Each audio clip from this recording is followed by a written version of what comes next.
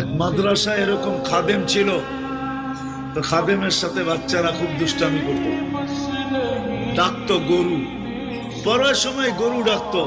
তো ও ছিল একটু সাদা সিধা, সহজ সরল, একটু হাবলা টাইপের, তো বেশি মাথায় নিত না। আবার দেখবেন হাবলা মানুষ চেতলে কিন্তু খবর আছে। তো একদিন বৃষ্টি হইতেছিল প্রচন্ড, এর দায়িত্ব ছিল ছেলেদেরকে খানা পরিবেশন করা।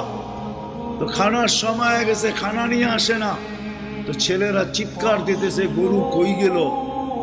একটু পরে দেখতেছে খানা নিয়ে আসতেছে, তো সবাই চিৎকার দিয়ে বলতেছে ওই গরু এত দেরি করলি কেন। বাস সরল সহজ তো লেগে গেছে মাথায়। মোতামিম সাহেবের কাছে যা বলতেছে চাকরি করব না। কেন? কটি মাদ্রাসায় যেটি পালেন এটি সব দেয়া দাও। সবসময় গরু বলে শোয়া গেছি, আজকেও গরু বলতেছি।